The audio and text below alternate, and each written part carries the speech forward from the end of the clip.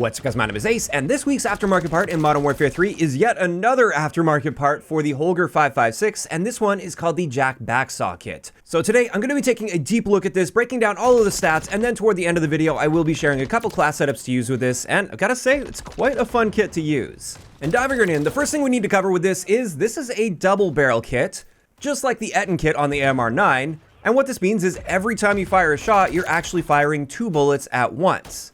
Now, unlike the AMR9 kit, which has a vertically stacked double barrel, this is a horizontally stacked double barrel, and what that means is these 2 bullets that you fire, they will always be on the same horizontal plane rather than the same vertical plane like we saw with the MWIII kit. And with that out of the way, let's get into our damage values. Keeping in mind, these damage values are per shot fired, so it's assuming that both of the bullets hit. Obviously, if you want to know the per bullet damage, just cut this value in half, and that's how much each bullet is dealing. But as you can see here, we have 3 different body multiplier zones. We have the leg damage, the lower torso and arm damage, and the upper torso damage. However, this is one of those guns where we have a bit of a bug. I'm going to call it a bug because it usually never works like this in older Call of Duty games. If you shoot through an enemy player's arms and into the upper torso, normally you deal upper torso damage. In the case of this gun, you're going to be dealing the arm damage. Not that that really matters a whole lot, since anywhere to the torso, this is going to be a 3-shot kill at any range, as long as all of those bullets are hitting your target. The only time this is ever going to drop off to a 4-shot kill with all of the bullets hitting is if you're hitting legs at really long ranges, but at that point, the limiting factor is going to be the spread of the 2 bullets that you fire at once, which we will take a deeper look at in just a little bit. Additionally, when it comes to headshot damage, it is worth noting we can actually get a 2-shot kill by just mixing 1 headshot in with an upper torso shot, or 2 headshots if you want. And that's going to give us a pretty insane time to kill. But before we look at that, let's have a look at our rate of fire with this kit. And this is 472 rounds per minute, which is very noticeably slower than the base Holger 556. However, since we're killing in just 3 shots, our time to kill potential is very, very good at 254 milliseconds at any range, assuming we are hitting all of the bullets when we fire our shot. Now, in reality, especially as you start stretching out ranges, you are going to miss the odd bullet here or there just due to that spread because you can't actually tighten that spread up with anything. But this is our time to kill potential, and that is a very solid potential. Now, like I said earlier, we also have a ridiculous time to kill to the head. This is 127 milliseconds if you can manage to get that 2-shot kill, which honestly, I would only ever really aim for if I'm in like really close quarter situations. And even then, you're getting such a fast time to kill to the body. I'm typically going to lean more toward consistency over a super fast time to kill sometimes. But I just wanted to point out that fact that the headshots can be very powerful with this gun, at least in the maximum damage range.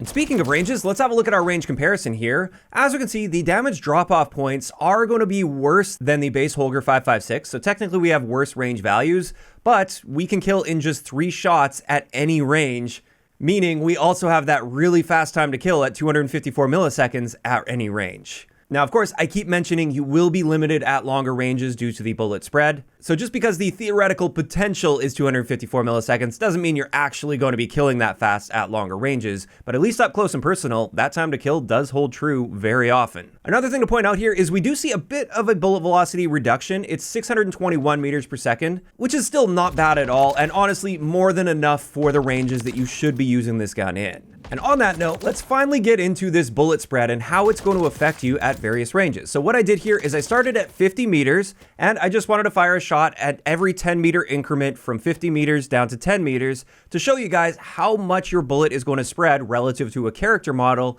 within each of those ranges. And as we can see, at 50 meters, if you're dead center on that target, there's actually a chance that each of those bullets will just go on either side of the target and you won't even get a hit at all for a perfectly positioned shot. So that right there indicates to me that you shouldn't be challenging gunfights beyond 50 meters. At that point, it's literally just a guessing game, and you're better off saving your ammo and trying to close your distance. At 40 meters, it's less likely that both bullets will miss, but it is quite likely still that at least one of those 2 bullets will miss. At 30 meters, it's getting a little better, but still, you're going to run into situations where only 1 out of those 2 bullets hit.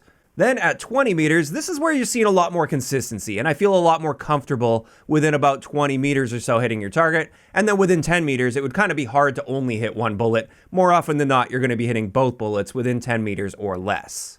So rather than looking at the range chart, I would say this is actually more important with this gun. This is going to be your primary limiting factor when it comes to the effectiveness of this gun at various ranges.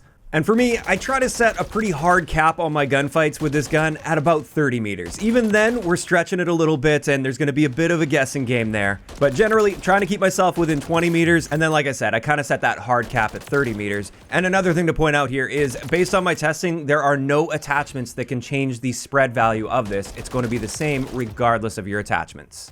As for the next stat that I wanted to look at, this is just our recoil, since we are firing in full auto. And as we can see here, we actually don't have a whole lot of recoil. Of course, we do have that spread, and it's kind of an interesting looking recoil pattern here because of that spread. But in general, I would say the recoil itself is easier to control than the base Holger 556. We've got less magnitude, less bouncing side to side. And the nice thing about this is even if you're a little off target, oftentimes you'll still at least get half points for that because you'll land one of those 2 bullets. Now, after that, let's get into some miscellaneous stats with this. And the first thing to point out is our aim down sight speed's actually improved over the base Holger 556 at 229 milliseconds. That's very noticeably faster. And it's a similar story with our sprint out time. This is faster at 226 milliseconds for our standard sprint out time. And that's pretty surprising to see considering we have a 100 round magazine capacity with this kit, whereas the base Holger 556 only has a 30 round mag. However, of course, I should mention this performs much more like a 50 round mag since every shot that you fire is actually firing 2 bullets. But on top of that, our reload time, while it is slower than the base Holger 556, it's really not that bad at all for a 100 round magazine at 2.17 seconds. And there we go, that about covers it for all of the important stats I wanted to mention. However, one last thing is I did test this against streaks to see if maybe this is the new best streak killer in the game. And in these clips, I am using it with incendiary ammo, which is the best ammo for shooting down streaks. And while it's pretty good at taking out streaks, and I definitely wouldn't hesitate to be shooting at streaks with this gun, it's nowhere near the best, which is still the MWIII Mark IX with those incendiary rounds.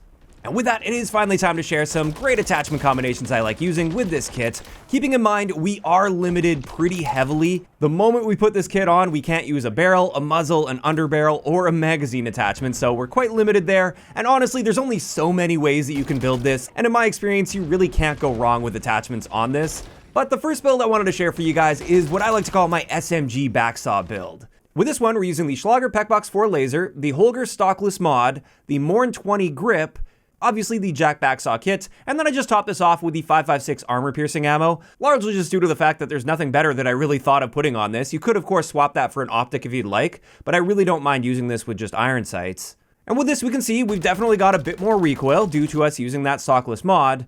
However, within the ranges we're using this, that's still very manageable. And it is worth it because our aim down sight speed is very, very fast at 194 milliseconds. That's highly competitive with SMGs. Our sprint out time is also quite solid at 189 milliseconds. And we're improving our movement speeds. Our base movement speed is now 5.3 meters per second, which is as fast as the sprint movement speed for some of the guns in this game. So you can get around the map quite quickly with this, you can kill people very quickly with this, and just in general, I've managed to find a ton of success using this build. Just make sure you're treating it like it's an SMG. And then after that, I also wanted to share a tac stance build. Since you can actually use this in tac stance fairly effectively, it is worth noting when you fire in tac stance, you will still have that perfect horizontal plane with your bullets, even though you tilt your gun sideways, and it might seem like that would change it to a vertical spread. It doesn't work that way. You're still always gonna have that horizontal spread, so it makes it quite consistent in tac stance. So with this build, we're using the Stovall DR laser box because this is not a visible laser beam. We're using the Holger 26 factory stock, the CT2000 tactical grip, and then I threw on the overpressured rounds. For that one, you can really just throw on whatever you want, but I just thought, why not make the enemies flinch a little bit more?